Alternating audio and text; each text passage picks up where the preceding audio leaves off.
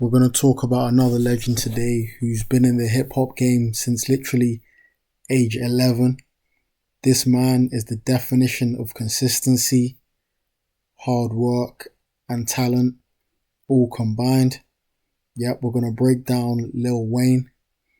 Lil Wayne, man, Lil Wayne. There's so much that I can say about this guy. Like, the influence that he's had on the game is enormous. He's hands down the most influential and probably the most loved artist that I've literally ever seen in my lifetime, at least. I mean, this guy, I think a lot of the time he does kind of play down his intelligence. He does act a bit dumb if you see him in interviews, but if you actually go back and look at the interviews, I'd say from 2004, around where he released the Carter 1, till about 2013, I want to say, when he was releasing No Ceilings 2 and the Carter 4. Between those years, the knowledge that this guy was putting out about consistency, hard work, and all that kind of stuff was amazing.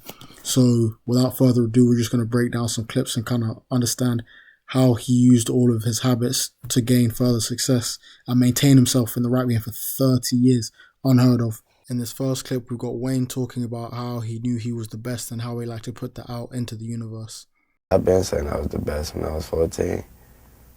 Been saying I was the best. I probably wasn't at that time, but I knew nobody. You gotta do how they doing it now. They be trying to measure LeBron and Jordan. They be like, Jordan could never be measured as no LeBron. LeBron 22. Jordan wasn't doing this. I mean, I'm 24. What were you doing at 24? I mean, I'm 12 years in. 24. Be afraid. Be very afraid. What's the next 12 years gonna be like? Who knows? Who said I was gonna see them? I just know what the next 12 minutes about to be like. Hopefully, about to roll up one, smoke. Can't tell you about the next 12 years. I'd be a psychic. I wouldn't be rapping if I could tell you about the next 12 years, Jack. You gotta seize your moment, live for the moment, never for the future, because it ain't promised. And who the hell like promises anyway? Man, I think the reason that Wayne is one of the most important case studies that we can do in hip hop is the fact that he is the embodiment of talking things into existence. From age 14, he was already saying that he was the best. And to be honest, I don't really hear that from young people or anything like that, saying that they're the best from such a young age, and actually kind of backing it up with the work rate and the work ethic. And if you actually look at his career, so this interview was in 2007, which was at the start or in the middle of that epic run that he had from 2006 to 2008, where he would say so the Carter 2 came out in 2005, and he would say he's the best rapper alive since that day for about 3 to 4 years straight. Features on features on features. He was doing crazy verses all the time, and he was literally putting work behind those words that he said. So he literally made those words a reality. And that's the first time in my life, at least, that I've actually seen someone put something out there, then a couple years later is actually true. Like, the way that he managed to kind of actualize those thoughts and those things that he said was amazing. It's unheard of. So I think that is the biggest reason for Wayne's success. He actually put the work behind those words, like a lot of other people don't do. In this next clip, we just got Wayne talking about being yourself. If you feel like you're trying too hard, then maybe you're not doing what you're supposed to be doing.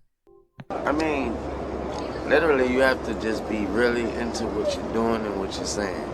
You have to live it, and if you live it, meaning you don't have to do nothing stupid, but if you mean what you say, it comes natural, actually. And try to be, you don't try to be different, because when you try to be different, you end up being the same, because everybody's trying to be different. But you know what you be you. And if that doesn't work, then this isn't what you should be doing. That's what's up. And that's just that, because I don't do nothing but be me. And my drive, if you wanted to ask me how I got to that, is I don't stop. I don't stop at all. I have the studio on the bus with me. I have the studio when we go out the country. I got the studio in the studio. And then when I'm not on stage, I'm in the studio. And when if I'm not in the studio, I'm on stage or on set. So I think that Lil Wayne's got, what I love about Lil Wayne is that he's got a lot of overlap in a lot of the messages in these interviews. But one of the key points for this one is the fact that you kind of have to be you and be authentic. Like, the way he was kind of saying it, it made it seem as though don't try too hard to be different, because by doing that, you'll actually be the same as everyone else. And I think that's crazy. I think it's kind of saying, how I interpreted it was that we kind of shouldn't overthink something. And if you feel like you are overthinking it, then that's probably not your niche. So you should just kind of save your time and go to something else. And to be honest, I think that that's actually good advice. And as well as that, he kind of echoed on the point of just working hard, man. Working super hard and just being consistent at the end of the day. I mean, that's all I can really say for Wayne. I think his whole message is going to be about consistency, repetition, hard work, and being authentic. If you look at where he's at now, literally all of them came from authenticity, hard work, and consistency. And that's what he explained in that clip. In this next clip, we got Wayne just talking about the grind and persistency he had to show when he was first meeting up with Birdman and Slim, and just how much patience he had to show before he could actually record. Office, but sit around the office and write raps all damn day. So that's where, bang, the story starts. And that's where you got Lil Wayne. I sat in that office every day and wrote raps till they said, now here's the microphone and here's the beat. I was 12 years of age at that time. It took a year for them to record me. I didn't get on no tracks when I was 11. I ain't no front. But I did when I was 12. Man, I think Wayne just showed us a good example of the two P's in action.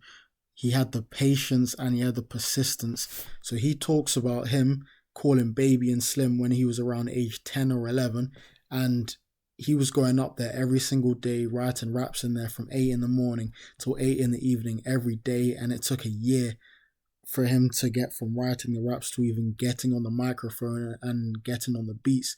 Now, for someone that age, at age 11, the attention span of an 11-year-old is so short that it seems impossible that someone of a normal brain capacity would even be able to fathom having that persistence and patience at that age. But I think that shows the will and the hunger that Wayne really had to do what he's doing. So I think, to be honest, that shows that Wayne is really a Martian.